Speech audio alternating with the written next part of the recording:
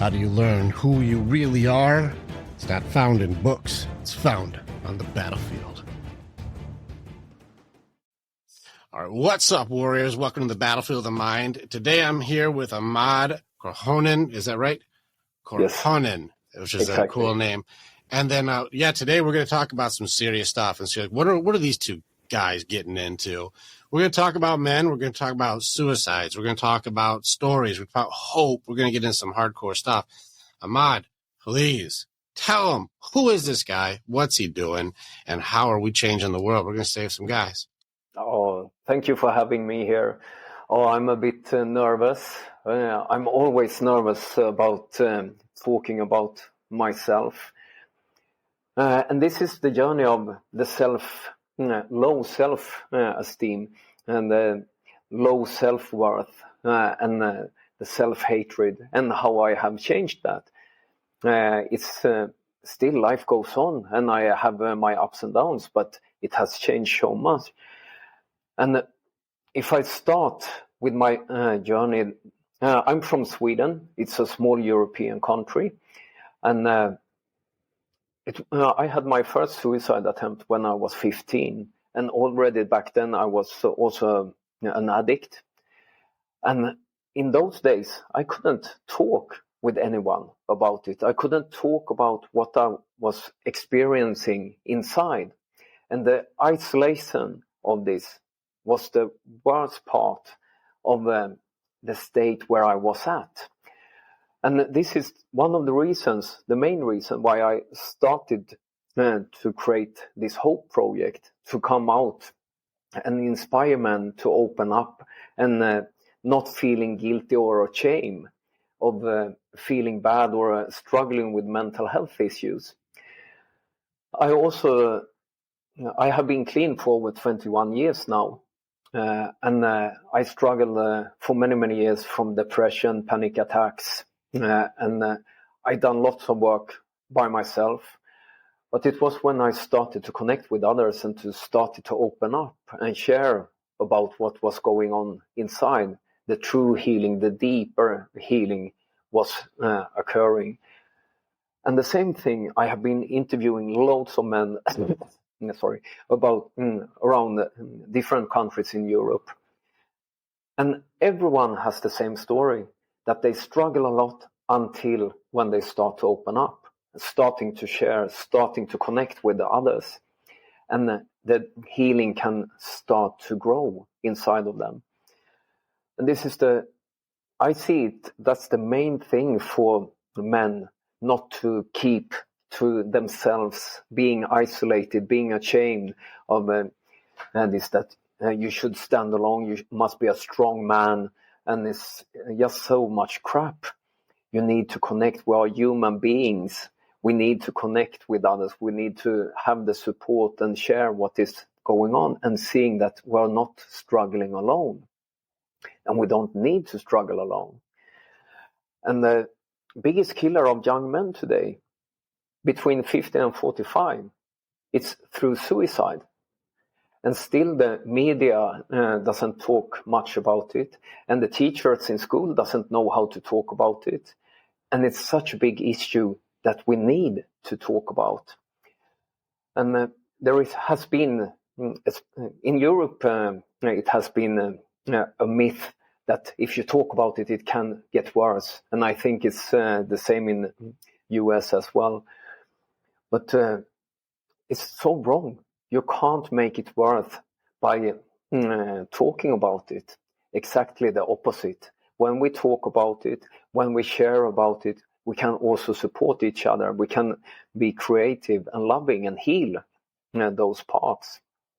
So that's where I come from, and that is what I work with today. And that's the reason why I'm here today as well. And so I'm very grateful for being here and being able to share parts of my story. It's an honor, man. Appreciate you so much going in the fray on this stuff too. I am finding the same answers, man. I work with men all across the world also. We also do have an area that we have made it so the isolation gets addressed, because you're not wrong. If you think about just as the kind of creatures that we are, you said we need each other. We need each other. I talked to it was Dr. Dana Saperstein. He's a clinical psychologist. And he's like, you know that we're prey animals, right? Like, we don't have sharp canines. We don't have claws. We're not made to be predators. We're not that. We're a social creature. We're a herd animal. And one of the most dangerous things is when you have a herd animal isolated, when they're all alone, when there is no protection of the pack, when there is no herd that's together. But we're social creatures. And I think there's a big design to that. There's a reason it's not a mistake. Like, we're designed that way on purpose, and it's a huge value if you understand it. Except today's society, like you said, is you're supposed to be tough, strong, handle it on your own, be a strong man. We just figure it out on my own. But we're a pack animal. We're a herd. And so it's funny that you said that. I couldn't talk to anyone. Is it that you couldn't talk, or nobody would listen or care? No, for me it was, I had the feeling, because this is 35 years ago. Mm-hmm. So back then, people didn't talk. Especially men didn't talk. I didn't know of anyone else going through these kind of things that I went through. So in my world, or my belief of the world, I couldn't talk. My parents didn't know anything. My friends didn't know about it. I was quiet, and I was struggling by myself alone. And that part was so hard. And it was until the point where I started to talk and see that, it didn't kill me. It didn't make my life worse when I started to talk about it. The opposite. It's starting to change.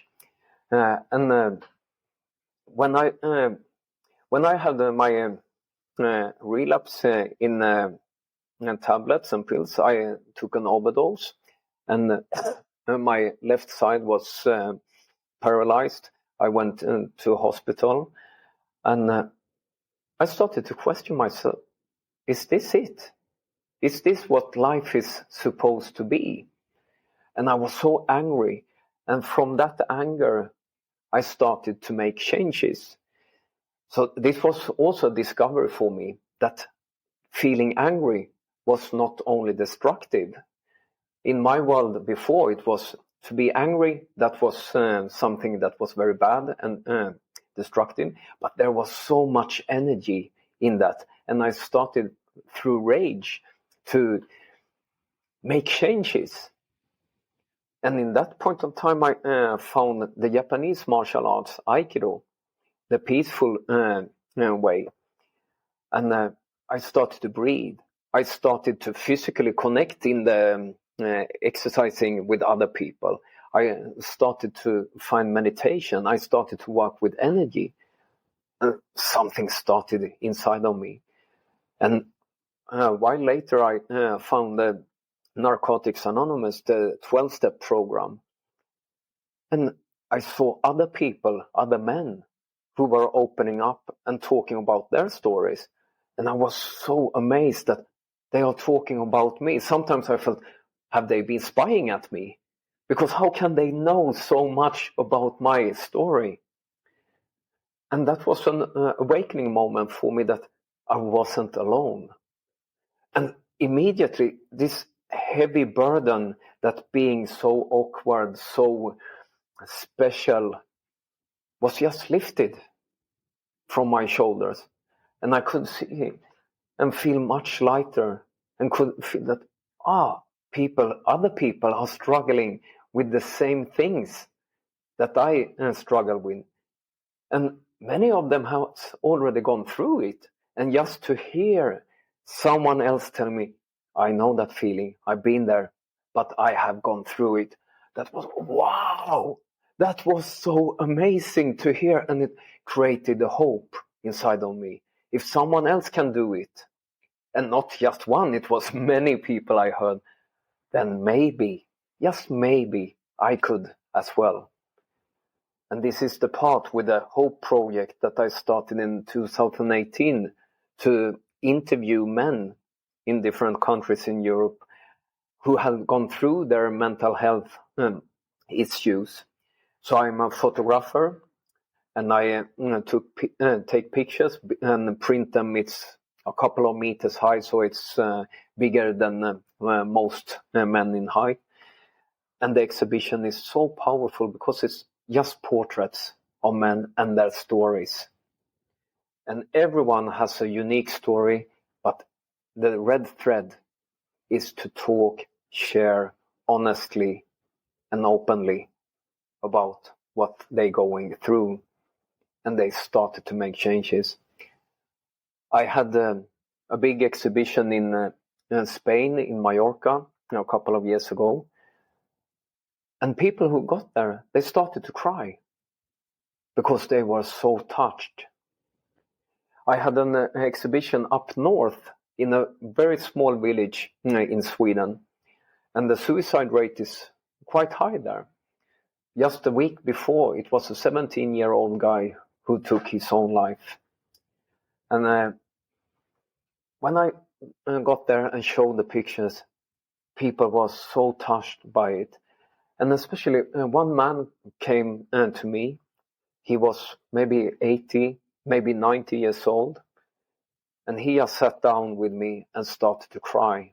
And I could just sit beside him. And he said that he could just relate the whole life. And it was so much pain, sorrow that he could release in that moment.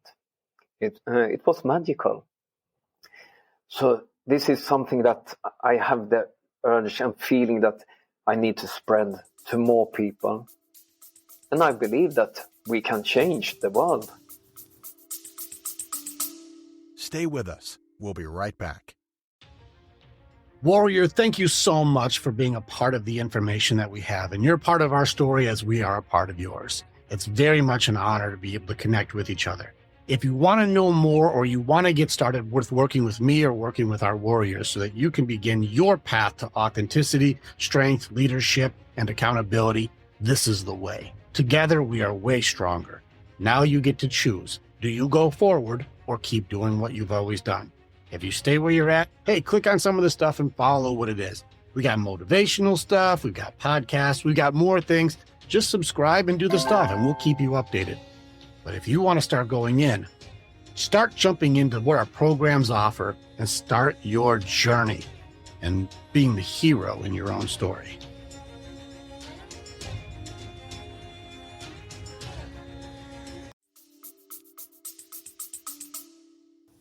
Yeah, man, I found the same thing. I love what you're doing.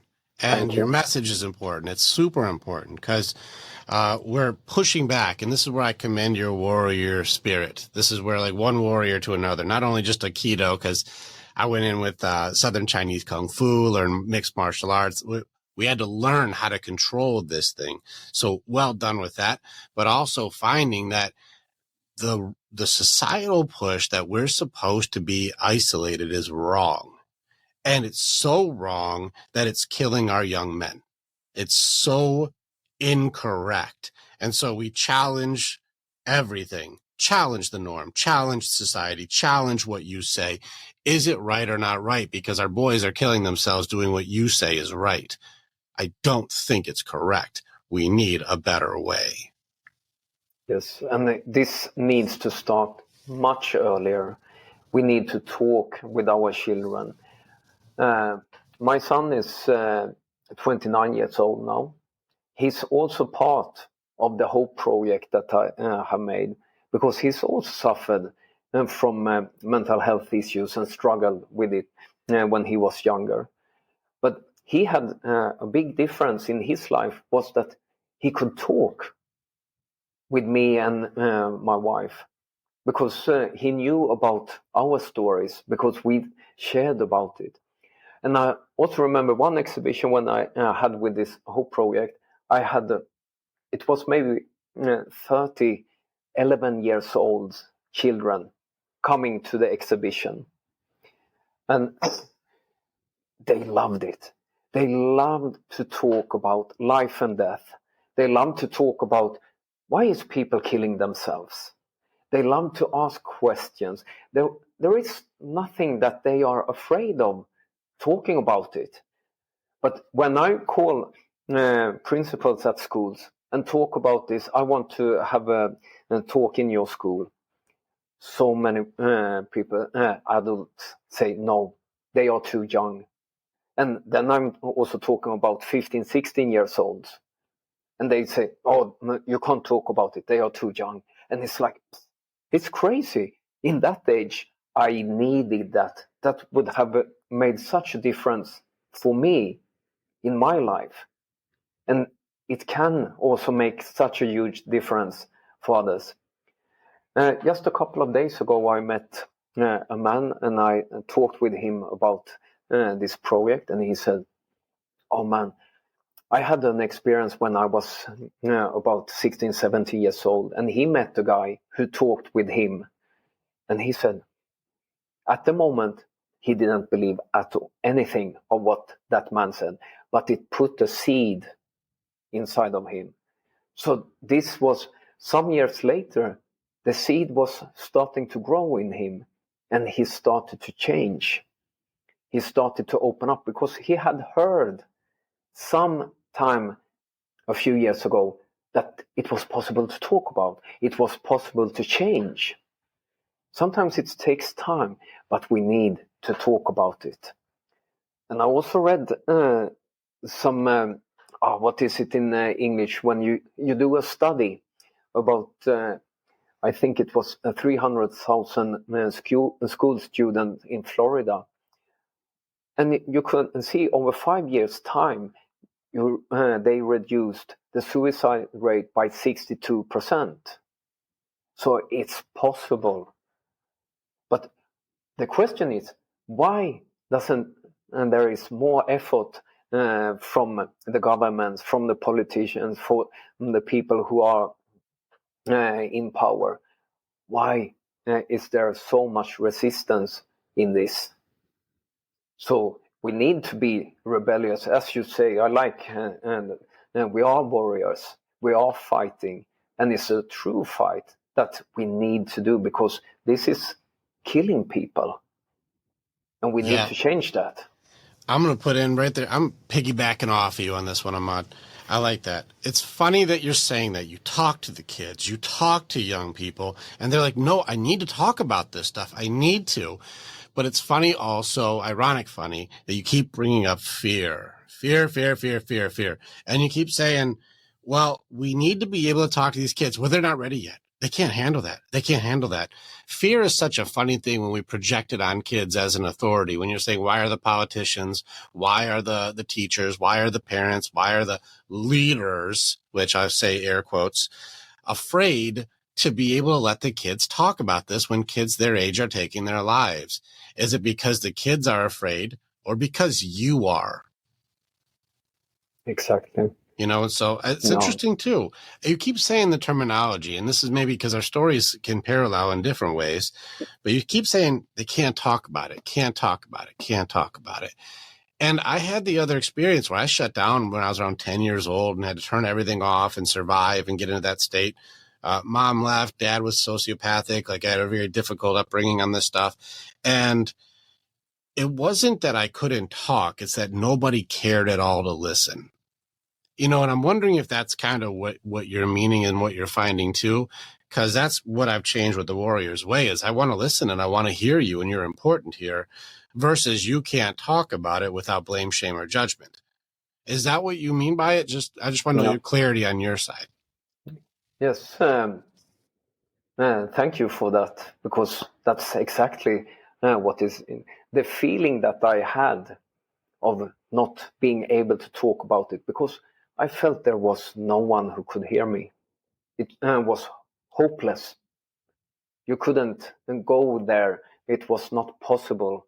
That was what was blocking me from opening up and starting to speak about it. And the funny thing is, it's not funny, but I also seen statistics that about 80% of people who commit suicide has sometime tried to reach out. So it's two parts in it. The people who are trying to reach out, they are not clear enough. They don't communicate about their issues well enough. And the other part is the people who are listening are not understanding and listening actively in those. So it's that miscommunication. So one part of what I'm trying to do is also talk with people who are working with mental health issues, who are working in healthcare, policemen, firefighters, who are sometimes exposed to people with mental health issues or depressions or suicidal thoughts, to see the signs, to also take it seriously. If someone tells you, I don't feel well, I want to kill myself, oh, that's serious. You don't know if the person is going to act on it or not, but it could be because someone is talking about it. Then you need to act, especially if you are a professional. You need to be able, you can't send that person home and take some pills and go. You can't do that. And in this, if we could manage to stay in that moment, take our time, listen, to be there as a human being, it could change so much. And it doesn't need to take loads of effort, loads of time, but you need to be able to have that time in that exact moment, and the healing can occur. Yeah, I think that hope is such a good name for what you're saying right now, because you're seeing all the people our front line, our first responders, like you see, like these police officers, firefighters, EMTs, first people on the case. They're like, oh my gosh, there's a lot going on here. And they can't also be equipped to handle that either, which is why a lot of times they don't, because they're not supposed to be able to handle somebody's mental health. If you're an EMT, a firefighter, a police officer, you have a very serious job with safety to begin with, let alone dealing with somebody's issues, what they don't have time to actually be able to do the work. I think it's important to have the HOPE program. And, you know, even what I do with men, because I work just with men, but it seems like you're able to work with more with the HOPE program to plug them in to go like, listen, I know you're struggling. I'm not the person to fix it, but I can connect you with who is, and give hope again to the hopeless. I love the name that you've chosen. And I think this makes a lot of sense because it takes the accountability off of first responders to be the mental health champions, but get them in touch with the people who actually do that job.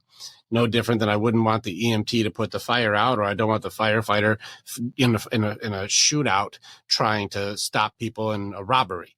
Like, no, let's put the right guys in the right job here.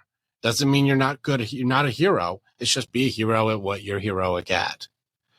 And it seems like you're in like, that's the space. Let's connect more heroes to that circle. So you have the people who also can go, hey, I'm not the one for that job, but I have the person who is, and I can connect you guys.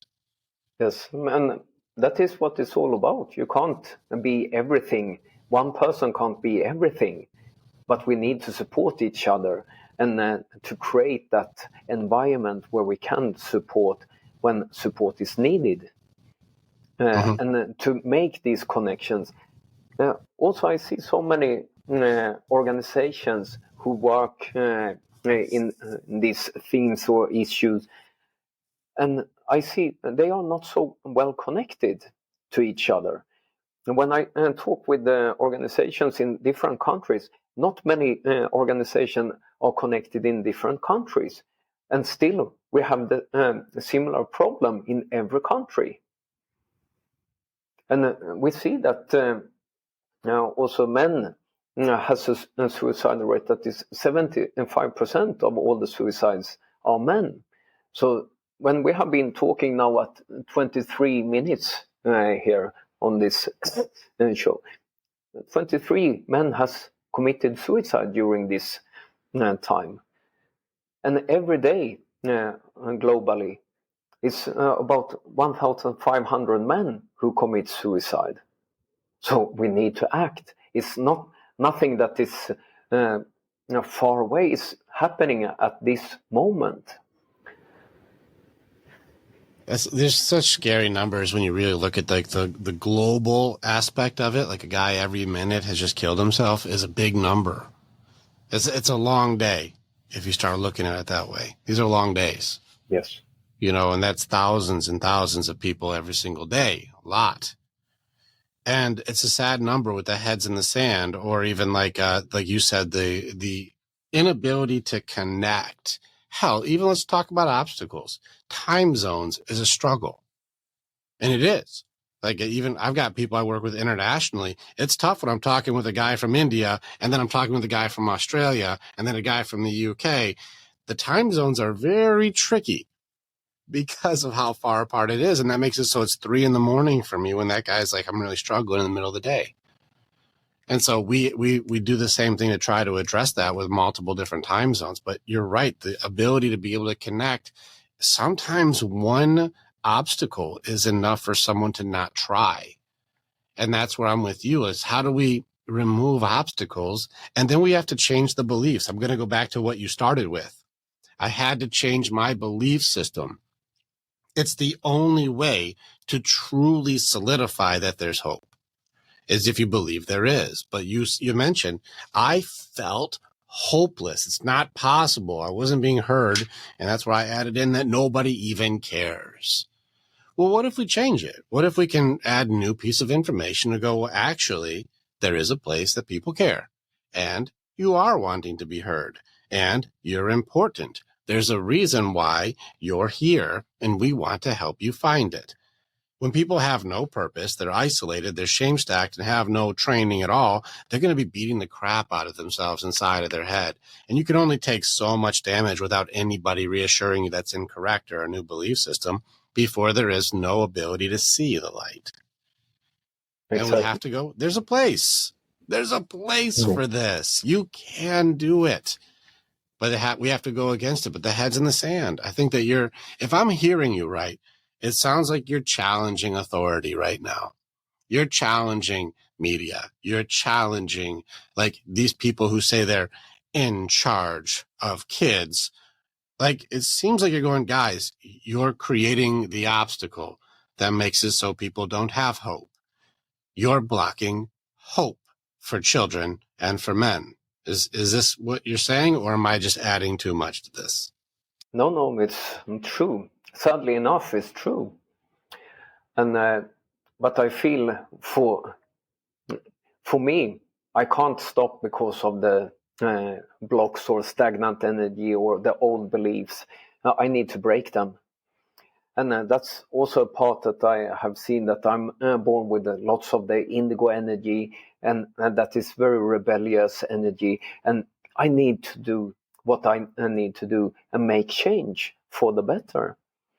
And I also see that, of course, lots of things has changed already in these years that I have been experiencing my life. But we need to do much more. Because nowadays you can see at the movies, they are going to counseling, or they are talking with a therapist or something.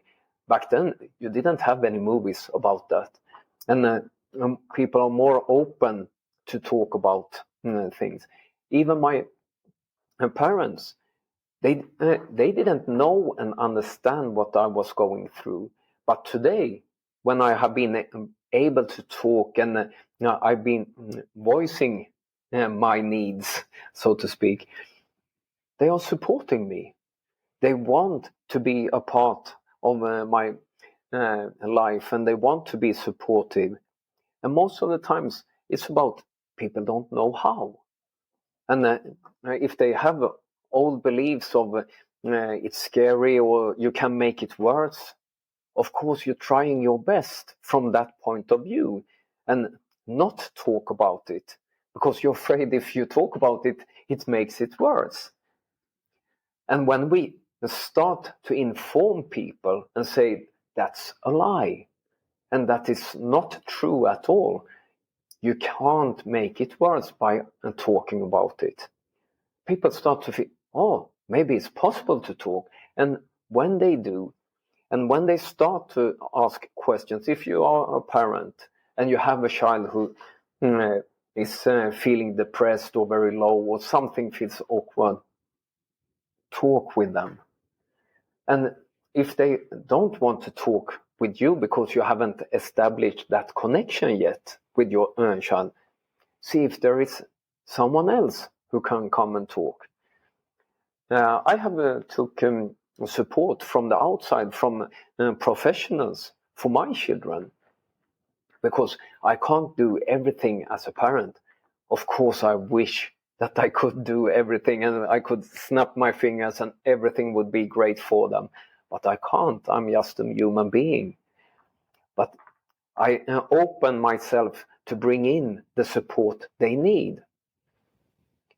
And also to see that when you are in that age, to see there are more adults you can reach out to and talk to, that creates also a trust. So when you get to some obstacles or something in your life, you have that back in your mind as well. It's possible to reach out, whatever it is. So it's, we can teach our children in so many levels. Yeah, I'm with you. There's so many layers to what you're saying. Also, there's something I want you to do too, because you said it, but I don't think you said it in the way that you mean it. So I'll have you say it again in a second. But you said there's things that are happening that people need to be able to get to. And being parents, we'll get into it in a second. We're doing the best that we can with the people who trained us, who are just doing the best that they can from the people who trained them. And let's go ahead and be real. Nobody trained them.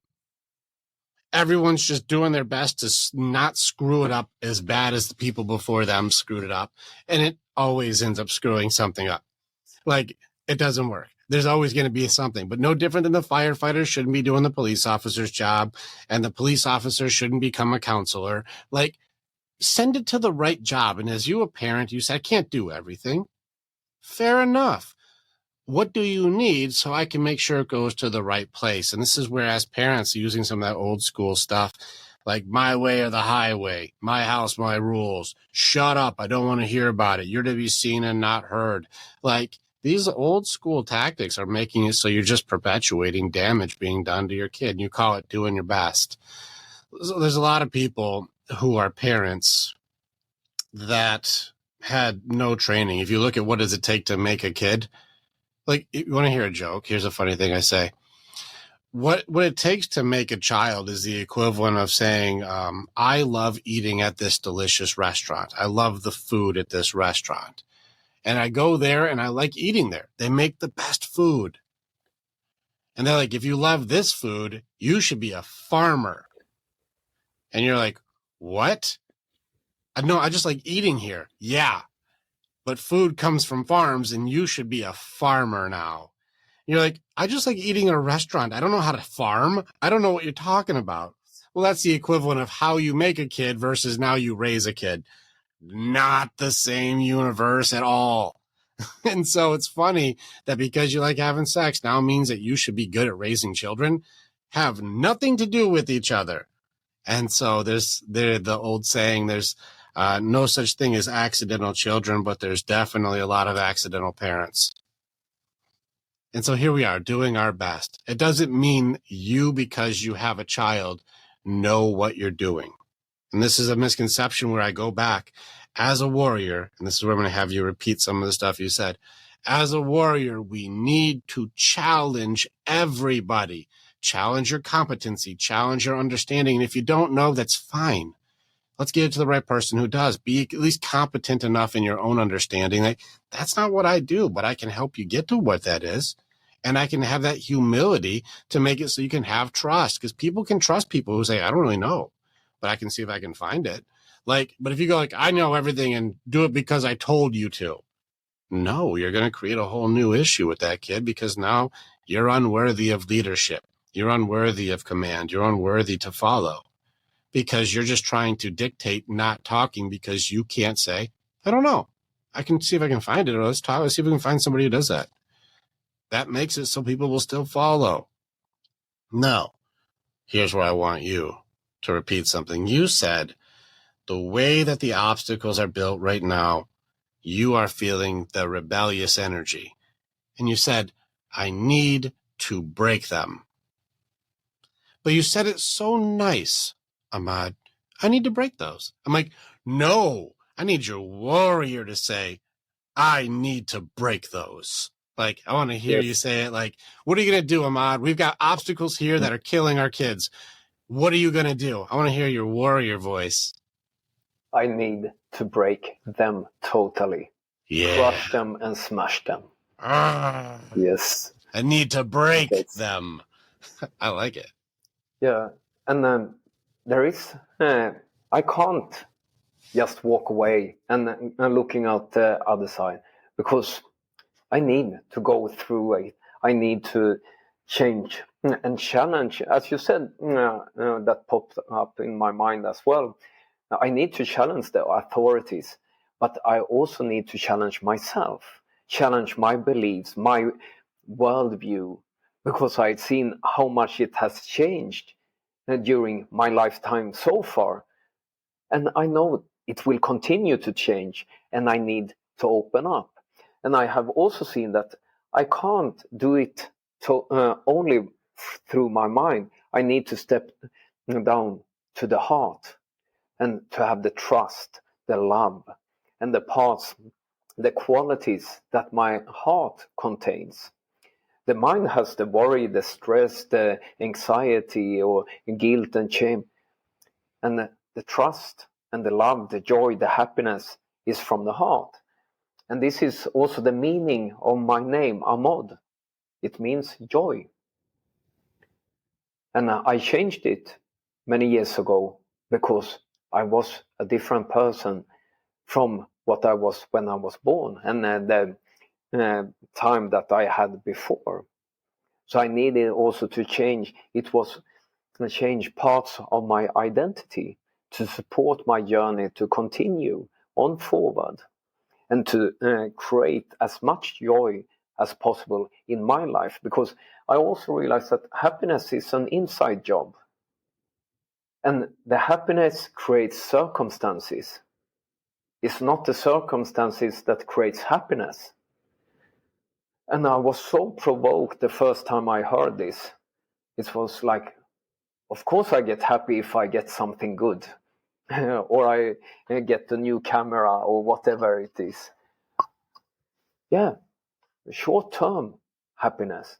But after a while, that fades away. But the joy and happiness I feel today is something totally different. And this part, I couldn't dream of when I was in that depressional state. I didn't know that life could feel so good. And I could love myself so much as I do today. And some years ago, I was also ashamed of admitting to someone else, oh, I love myself. In Sweden, we have this, it's called the Jantes Law. It's an unwritten law. And who do you think you are? Don't think that you are better than anybody else. So this has been pressed into our cells in Sweden for almost all the children has this. And we have this don't brag about your success. That part I really enjoy when I meet people from US. They are so proud and can say, oh, I'm so good at this. I have done this. I achieved this. And I'm so proud of myself. A Swedish person can't do that. And if you do, people are really looking at, who do you think you are? Don't you know about this Jantes Law? I also have been struggling with this. But today I can feel that I do love myself. Of course I do mistakes every day. But I don't continue to blaming myself for hitting myself, for judging myself. I need to be aware of it and make changes from what I learn. I think this is a powerful thing. This is a good direction to go. And that was actually really, there's a lot you just put there that I think if people just listen to that section you just did, you put a lot of very powerful things that I'd like to kind of unpack a little more, because you went into happiness, you went into love yourself, heart and spirit, energy. You went into youngness. What's Jantes Law? How do you say it? Jantes Law. Jantes, is that right? Yes. Jantes Law. So you went into the you're not better than anyone else, and that's those, even just those 4 or 5 different things you just put in it.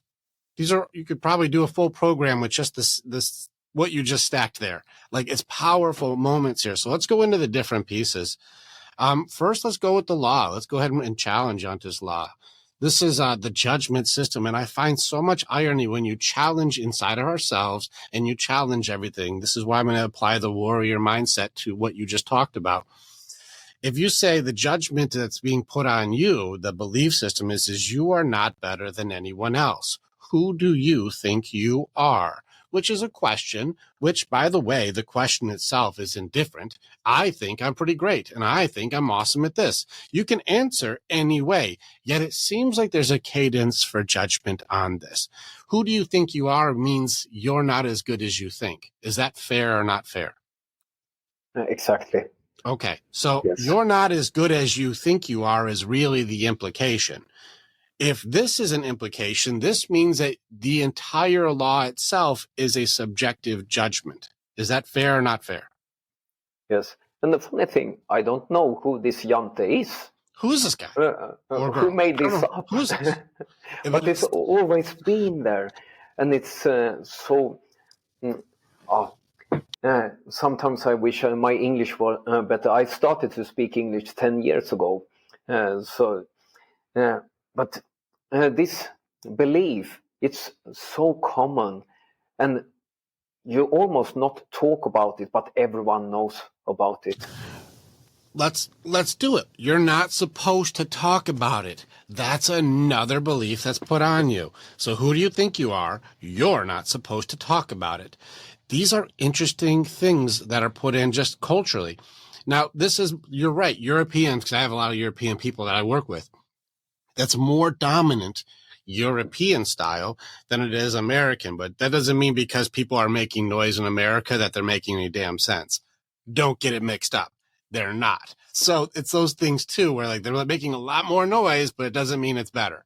So in any case, you're not supposed to. Who do you think you are? You're not as good as you think you are.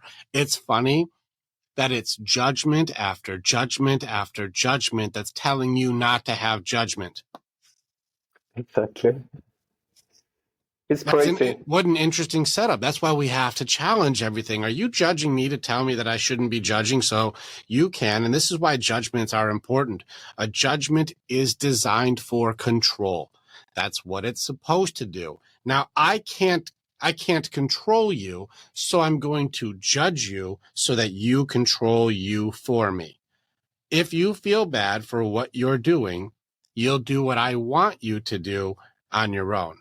And that is far better, because then I don't have to force you. You force yourself. You censor yourself. You shut yourself down. You don't talk about it. You be quiet, because I made up a rule that's my own opinion, no facts, no proof, no anything needed. You should just feel bad right off this rip. And this is why it's interesting how much you keep bringing up the word shame. The definition of shame is different from guilt, and people get it mixed up often. They think they're similar. Guilt is feeling bad for something that you did or didn't do. Shame is feeling bad for who you are. And it's interesting that this is part of the system. Who do you think you are? Well, it's not as good as you think. And That's supposed to somehow make people feel confident, secure, strong, being able to lead, be good providers, protectors, providers in any way, shape, or form. No, it makes it so before they even change, and this gets into probably the teenage years, tell me if this is true, if you've got that system in there, and boys are little boys, kids can be loved for who they are, but transitioning to a man in our teenage years, we're not loved for who we are at all. We start becoming loved for what we provide or what our potential is to provide. So our measurement cannot be like if I went on a date and go, hey, good to meet you. I've already picked out a place for us to live. I'm looking forward to us being together. And they go, whoa, slow down. You go, well, I was hoping you would just love me for who I am, and who cares? Love me for who I am. No. We better have, what's your job? What kind of car do you have? Do you live with your parents? What are you doing with your life? What's your career ambition? Do you have a 5-year plan? Sounds like we're interviewing. Yes.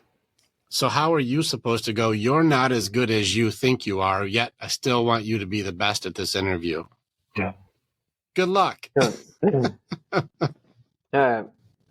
For me, I loved this part when you were talking about the judgment, because I felt a bit enlightened on that part, how it's a control mechanism. I never saw that as clearly as now when you talked about it. So, thank you so much for saying that. And of course, that's such a big control mechanism, and to have someone act in a certain way. Mm-hmm. So you're gonna see at the bottom of almost all the things that are happening, control is the system for all of it. Yes. If you look at even suicide, it's a system of control. Yeah. All of it's control. Everything's control. How I cope with things, how I handle things, my responses, my reactions, the conversation style that we have, the way that I listen, the way I don't listen, everything is control. It all is. Underneath all of these things, you're looking at these authorities that I need to break the obstacles, which I loved, by the way, that you did that. Like, these are all systems of control that need to be challenged, but people are afraid to challenge control because they don't want to get in what? Trouble? I don't want to be judged. You're allowed to have the judgments you have. It does not mean I have to agree. And this is where people are falling into the lemming mindset. I'll just follow what everyone says. And this is why our work is cut out for us. There's 50% of people they found during COVID that do not have any critical thinking skills. What that means is, if you are told by any authority figure to do something, you will simply just do it without question. You will never ask, like, well, what's going on? Why are we doing that? Is that a good idea? Well, does that work for that? No questions. Just, they said we got to do it. We're doing it. No questions at all. This is globally. This wasn't like just America or Sweden or Africa or, India. Globally, half. Whatever you say, I'm doing. Amazing. Nobody will challenge. We have to change this. Challenge. Well, is that right? Then you have another 25% who will challenge, but we're stuck.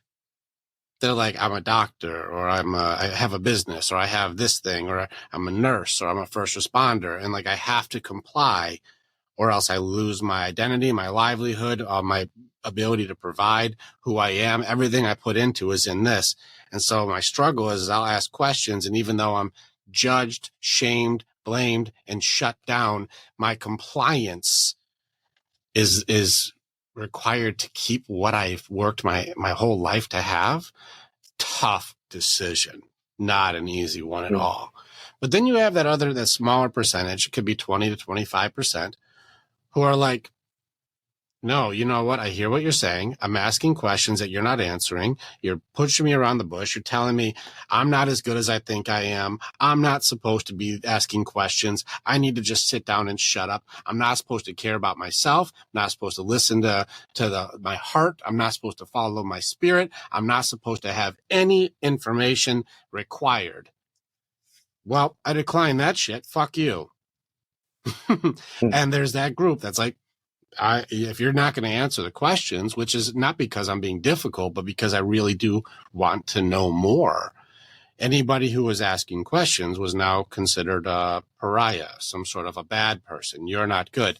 Interesting that the tool and the weapon for people who have critical thinking skills is judgment. It's all control. Yeah. I was, during that time, I was working in the healthcare in Sweden and elderly care. And I was also called by other colleagues that I wasn't good for the society because I didn't want to get the shot. Here's your judgment, Aamod. Yes. You're not good for society because you ask questions. Yes. Interesting judgment. Thank you for your judgment. This is your opinion. Keep going. Okay. Yes. Yeah, but the good thing was that I was very angry at that moment. So after I reached out to the boss, she said that no one talks about it because it's free of choice if you want to take the shots or not. So you're not allowed to talk about it. So after that, it was much easier environment for me. But in these cases, I never been quiet. Even though it's authorities that tells me something, I say what I feel. What I feel is right. I have been standing up the school system for my children. I met every principal that my children have had. And I have had many meetings with them. And I have changed a lot of things for my children, because when it comes to my children, then I'm a warrior. I do anything and everything needed. I've been better on protecting them than protecting myself. That's interesting, which is funny. How are you going to be a good protector for others when you don't even take care of yourself? Yes. Ironic. But this has been a teaching for me to see. They have been teaching me because in that way, because then I saw it so clearly when it was not about me, when they were suffering. I couldn't stand that. So I started to see myself, how can I stand if I'm suffering? I can't be in that place. I don't want to be that kind of role model for them. I want to be a better version of myself. So this also pushed me to continue to develop, to continue to take steps, continue to challenge myself, my beliefs, and continue to go further and continue to see how can I be even better to myself. When I put myself first, then I can provide to others. No, and do people not know that? I just did a whole lesson on that right before this. I was with my men. I just did an hour training on that exact sentence you just said. People, especially men, guys, we call it out all the time. How are you supposed to be a protector when you don't take care of yourself? You can't take care of yourself. How are you going to take care of others? How are you supposed to be a good builder, nurturer, provider? How are you supposed to do these things if you aren't even doing those things where you take care of you first? I'm supposed to give you all my energy, but I don't even charge my phone.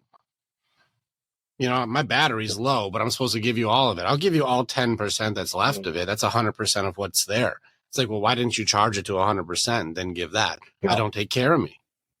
Yeah. I like that your kids woke you up. And we're with you. I was the loudest voice. Andrea would be the most upset. And I was one of the main spokespeople when we would go to the PTO meetings and be the parents, because I can articulate in the way that everybody wanted to speak. Yeah. So I would say, and I would have the background to say, this is what we're standing up for. And I would say it the way that they wanted to say it, instead of just doing the videos of angry parents, which you saw. I'm real mad at you guys. You guys are idiots. You're like, you're not going to get anywhere with that. You better come with proper tactics, or else you're just going to be unheard. But again, you're challenging the authority by asking questions. That doesn't seem like it's the right answer. And I know enough to know that doesn't seem like the right thing to do. And like, good on you for being able to say, like, I'm going to follow what I believe is right. And like, there's no judgment. I don't know who's right or wrong. Do what you believe is best, because both sides seem to have like a potential for consequence, and you choose which one seems right for you. Good on you. You know, and for us, I was fortunate. I was a business owner, so I didn't have to have the same conflict of all the pressure. I was like, we're going to do what we believe is best. I'm not doing it because you tell me to. Not listening. Also, I didn't have to go into the mask stuff. I didn't have to do all that because I didn't see how it made any sense. I made a video that got flagged as misinformation because I was like, if this is supposed to stop pathogens, it's the wrong thing. Everybody knows it has to be airtight with a filtration system. It can't just be a piece of paper or a cloth over your face. It doesn't work. That doesn't work for that. This wouldn't stop farts, let alone pathogen. No. You know, and so that's just challenge. That's not even me being like scientific. No. I can't put a shirt over my face and stop poison gas. And pathogens are 3 times smaller than gas. And so that's not going to work. That's just common sense. But to say nobody challenges that, it doesn't really make any sense just to go with that. That's the wrong tool for the job. I have a friend he was in the Navy, and he was in the submarines. He's like, if there's a fire in a submarine, that smoke does not go anywhere. It's only in there.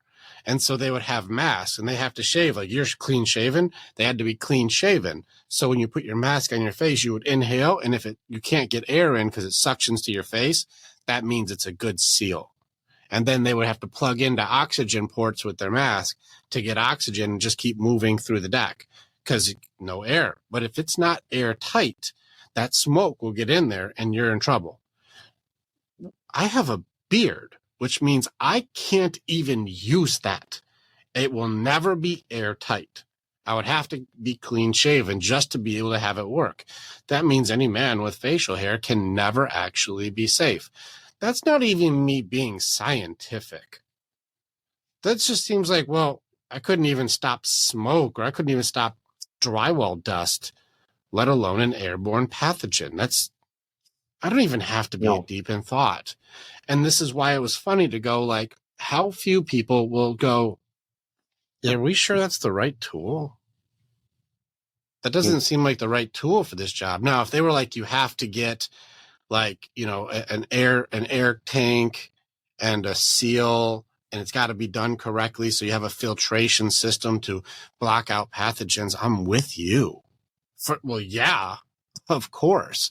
But you were watching people put on a bike mask and saying that's going to do something. And I was like, well, that doesn't really make any sense for this particular thing. If it was just laughing gas just in the air, well, that wouldn't stop that. You would be laughing your ass off. I'm just saying. I'm not telling anybody what they're supposed to do. I'm just saying that doesn't seem like for me. Doesn't seem like the right tool, you know. And I didn't tell anybody whether they should or shouldn't do any vaccines or not. I just also know the history of vaccines don't start off very good, and that's all of them, not just any particular one. They don't just start off nailing it the first time. There's a lot of, like, Spanish flu and all kinds of stuff. Polio, the first wave, they didn't do that great. No. Did we forget? I don't join into the guinea pig pool. Let's see what's going on. And everybody here at my house, they all got, you know, sick. They all were tested positive, and everybody here ended up getting a strong immune system, and we're fine through it. So I'm like, well, why would I have to get antibodies for something we have antibodies for? I understand how that works. But again, this is common knowledge stuff. That wasn't advanced biochemistry. This wasn't biology. This was just the basic biology. And that's why it was hard for us to follow. Now, I'm not again, this is not me telling everybody how to live their life. But I think it gets to the point where you were talking about judgments that were put on you, that you're bad for society. You're the one who's a problem because you're not doing what we said. What is the tool for control? Is to make you feel bad so you do what I want. What an interesting game. And this works for friend groups. This works for everything. Yes. I don't like your shoes, or that shirt's stupid. That doesn't even match. And you're like, oh man, maybe I better go change my shirt or get new shoes. What an interesting system to convince us to change, not even for a request.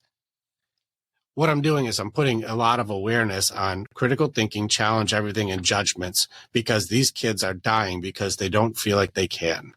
You can't decline somebody's offer for you're not good enough because I just made it up. These past years has been an awakening for many people.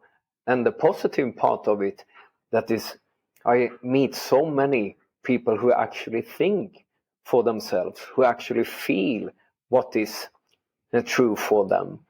And I meet them all the time. So I'm not really sure that so many people bought into it, but the media wants to push out this amount of people have bought into it. But sorry, I don't believe that. Not sorry, but I don't believe that at all. Because everywhere where I go, I find people who doesn't buy into it. So we are in a point of a human evolution as well, where we are starting to opening up more and more. And energy-wise, if we look at what is happening with all the indigo and crystal children that are born today on planet Earth, the energy is rising so much. That's why we have so much change. And the world is much more peaceful today than it has ever been in human history. There is as few people that are killed in wars today never existed. The extreme poverty is almost gone. Of course, there is lots of things that needs to be done, but the evolution is so positive. It's so many good changes that is happening. And we're having this talk about mental health and suicides as well. And people are listening to it. This is also part of this good changing that we are in. It's a revolution that is going on at this moment, and we are in middle of it. And probably later on in the history books, we will talk about this time like an era where so many things what happening. And I want to play an important part in that as well, and to create, being part of the change, the positive change, where we connect and dare to be more authentic, dare to be without the masks, dare to connect with people and see who are we truly are, not with all the judgments, not the colored, what you say, the sunglasses or colored frames that you're looking through, just seeing each other, listening to each other, connecting with each other. And there is so much positivity, so much love that is spreading at this day. Mm-hmm. It's I love your vision. I'm with you on that one. We have to challenge these things. And I love that people are doing. You keep saying indigo and crystal energy. I'm assuming this is a chakra thing or something. I don't know what that means. I work also with something that is called aura transformation, and there we see that adults they are born with the soul aura, and from 95 on forward, the indigo children started to come on Earth, and from 2012 and on forward, it was the crystal children, and it's an upgrading form of the energetic systems. But through the aura transformation, we can also support adults with the soul aura to upgrade their energy system to have the same system as today's children. And they are much stronger, these children, the energetic system. That's why it's harder to say to children today what to do. They have their truths. They have their path to go. And many parents, they are struggling a lot to convince their children. As you said, oh, my house, my rules. They don't buy into that anymore. Good. Well, there's too much information they can plug into. We don't. If they've got one of these things, they're able to do whatever. Like, yes. We're lucky if 10% of what we get in there is truth anymore. And also, almost none of what they're watching is truth to begin with, too. Like, everything is just a system of beliefs that people are sharing their opinions and their perceptions. Like you said, the glasses or rose-colored glasses or their filters they see the world through. It's interesting that, like, this indigo or crystal children, I don't know much about auras, but I definitely have been plugged in with enough experts and doing my own self-worth to be very aware there's energy and be very aware there's a thing there. And like, there's a reason for a spirit and the soul, and our heart is not weak. It is powerful.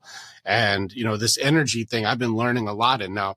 My strength is in tactics and mindset and in, you know, action and execution. So I'm a mind body is my strong side. So I'm tapping now into the other part of my yin to my yang, which is getting into my spirit energy and what that means and understanding what my heart is for and how that works, because it was very suppressed, which you talked about, anger, all of the vulnerabilities, all the sadness, all of those things get turned into anger. And then you have to figure out what to do with an outlet for that. So I'm going to go back to the auras. I don't know much about this. Are you one of those people? Can you see auras? What's my aura? I don't know. How do I know what my aura is? Like, I don't know. I don't know anything about it. I can't personally see auras, but I can feel them when I do treatments. And I have seen that most adult people, they don't have a complete soul aura left, because their soul aura is a more dense energy, and it can't exist in today's world. So many adults, they are struggling with keeping their own energy to themselves and keeping the focus on what they want. They are exhausted, they are tired. And when we do the aura transformation, it's about collecting the person's individual energy, and it's compressed that becomes this crystal aura. So you get an intact container, you could say. So everything that you get into, if it's from food, meditation, or doing good stuff for yourself, you can keep that energy in a much more effective way. And then you can use that energy in the way you choose. So you're talking more like, because I notice with the energy side of things, the way our heart and our spirit works is I think that energy is the correct word for it, because energy cannot be created nor destroyed. It's always just moving. And a lot of times people are not able to know how to outlet correctly. And so they're getting all of the energy and they'll suppress and push it down. But that's going to, that suppression leads to expression. And this is what we're talking about with the kids with suicide, where the more I have to suppress and push it down, energy can't be destroyed. You have to have a way you can move it, but people aren't being trained how to use or how to move it. And it's also being shamed into weakness or not good enough, or you're not as good as you think you are, Jantes Law or whatever. Like, this is changing. That energy is still moving through us. Love, compassion, passion for activity, things that you enjoy doing, learning a new hobby, having a new skill, making new friends. All this energy is moving all the time. And here we are saying you're bad for having that. Yeah. I just heard you say that phrase that if we depress, it will express. And this is the opposite. Depression, opposite from it is expression. And it doesn't matter how we express, but doing it in a creative and loving way, we start to move the energy. The depression is stagnant energy. Well, I'm going to let you keep going, but this is in my field. This is where I go all day. So denial is suppression. The depression part is an expression. And so you can see when someone's depressed. That's them expressing this way. So the two main ways you'll see people express will be anger and sadness. And so anger is rage, sadness is depression. And so when you start seeing it expressed, those are the ways. But denial is the system for suppressing. Depression is not suppression. Denial is how it starts. And then it leads to either depression or it leads to anger. But these are all part of your grieving cycle. And this means you're actually stuck in grief, but don't know how to move through grieving for acceptance or understanding.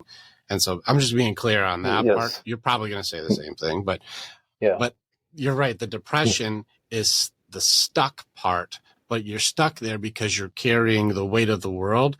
But depression is also highly associated with that shame stack that you talk about. I call it Atlas's burden. This is where they're holding the weight of the world on their shoulders, but most of the weight is self-inflicted. This is when you're not good enough, you're not smart enough, you're not tall enough, handsome enough, strong enough, you're not capable, you're not, cool enough, you're not good, you're bad, you suck, you're a piece of shit, you're garbage, no one will listen or love you, you're not worth listening to, why even talk, no one cares anyways. Well, that's why you're stuck, is you got all this weight you just put on your shoulders. And that is so amazing when we start to talk about these things, what we are experiencing or what we are feeling. And we see that when we meet someone who can listen, they don't disappear. They don't start to hate you or anything. They are just still there. And then it wasn't so bad to talk about it. And all this, many times it's fear, not fear, when you're scared on something. You're scared to not being judged, or you're scared of not being liked or accepted. And when we start to talk about these things that really matters, and we see, I can still be loved, I can still be accepted, I can still join in the group or whatever it is. It's so much healing in that. And to carry this world on your shoulders, suddenly, it goes off. And that's such a free feeling when you have this experience. And I really hope that if someone is listening to it, be inspired, take the leap. Or actually, it's a small step, but it feels like a leap. Yeah. Is it okay if I give a tool here just for people to understand? One of my gifts is to take very complex things and try and simplify it down. Fear is funny. And I have a whole thing in this book I'm coming out with, which redefines fear in a very different way, especially how to beat anxiety. But we'll get into that's a different podcast that's already out there. So with this one, fear attacks what beats it. It knows it's kryptonite. And so when you're young or when you're vulnerable, fear, which is just possible futures, it's not real, it's just something that could happen, goes right after 4 parts of you. And I'm going to save the one for the end here. First off, it hates when you're courageous, hates courage, hates when you're like, this may not go well, but I'm still going to go for it. Like, hates when you're courageous, hates it. So it's got to get rid of courage right away. Fear also hates faith. It hates when you believe that you have support. It hates when you believe you're not the center of the universe. It hates when you believe that something has your back and you can do it. Hates that shit. Hates it. We got to get rid of you believing yourself. That's got to go. Hate also hates curiosity. Well, what does that mean? Well, how come? I want to know more. Hates that because exposure therapy even shows the more you know, the less scary shit usually ends up getting. And you can still respect something dangerous, but it doesn't mean I have to be terrified of it. So hates curiosity. It hates when you have the courage to go, hey, I have a question here. It hates when you have a certainty of like, I'll be okay even if they don't know the answer. It's okay. Like it hates it. That all has to go. But you know what else it has to get rid of? It needs to get rid of is hope. Needs to. Hope has to be gone. If there's hope, then you'll still have these other things. If there's hope, you'll still have, something to be curious about. If there's hope, you still have a reason to be courageous. And if there's hope, well, that means that there's a reason that you can have faith that's justifiable. We'll have to get rid of hope, which is funny, and ironic funny, not like ha-ha funny, that your entire purpose right now is around putting the one thing in there that fear hates. And you're like, I challenge you directly. I love that your enemy that you're battling directly is fear. It's not that tough because most of it is smoke and mirrors. It's not real. It's just possibilities. But if you have the courage, the faith, the hope, and the curiosity pieces inside of you, use those to go, hey, I got a question, or does anybody want to listen? And you got to ask the right people, because most people in their day have their own problems. And they're not qualified to have the conversation. If you're trying to have I'm really having an existential moment with your buddy, well, he's not qualified for that conversation. He'll do his best because he's struggling too. But reach out to the Hope Project. If the men, I work with usually older guys. If you're older, if you're in your late 20s all the way up into your 50s, 60s, 70s, the Warrior's Way will go through the hard way with it. Together, we're stronger. But you reaching the youth? Hell yeah. Hell yeah. Challenge and break the obstacles. I support you, Aamod. These kids don't have hope anymore. And there has to be a very easy way to find it. Well, there's a whole entire organization that's doing it. And we want to hear you. I must say, I really enjoy listening to you. You're such a cool guy. Thanks. Yeah, but you put it out so well, and it's so clear. You have such a great message, and you make it understandable. And to understand what fear doesn't like, it's I loved listening to you. So thank you for sharing that part. Yeah, I appreciate you being one of the warriors out there fighting to save people's lives. Hero work is not an easy job. In fact, it's often thankless and highly judged. But real heroes team up, and together we're stronger. I agree with your message, and it's an honor, and I'm proud to lock shields with you, brother. Oh, thank you. Yeah, thank you. It's awesome. Any more questions that you want to bring up or something else? Because I feel like if they don't get it by now, that the Hope Project, reaching out to you, we'll have all your links and stuff, or even reaching out to me and joining the Brotherhood of Men in the Warrior's Way, we're all working together. And I also suggest check out both, because we're both doing things that may relate more to you. The Warrior's Way is a strong, hard approach, but you're like, no, it doesn't always have to be that, because I just want to listen, and you're okay. Both are good. Really, really good. Both help. We're doing the same thing. Yes. Please just reach out. Have that courageous moment. Is there anything that you want to add? Because I feel like we can talk for a lot longer. Yes. I want to make sure that your message is strong and clear. Yes, I enjoyed this time very much. And thank you for having me here. And thank you for sharing your knowledge as well. It's so important. And as you say, together we can do loads more. And not compete to each other, but support each other. And then, as I said, it's a revolution going on, and we are part of it. Especially for men. For men, we need to know that you're actually incorrect to think you have to do it all alone. Each of us has a thing that we do to support each other. This is what I do. That's what he does. That's what you do. That's what that person does. And together we can move mountains. Yes. Otherwise, it's just one dude out there with a shovel and never making half the dent he can his whole life. It's an honor, Aamod. Oh. I definitely will be in touch. I'd be happy if you have more that you want to connect with, share, or do in the future. I will be happy to be able to spend more time with you and do more. Please.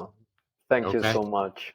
Have a lovely day or evening. Or what time is it for you? It's lunchtime here. Oh, okay. I think it's evening for you. You're at least it's 5-6 hours ahead. Yeah. So it's maybe 7:30 or something. Gotcha. Yeah. So. Are you in Sweden now? Where are you at? No, I have moved to Spain, to Mallorca.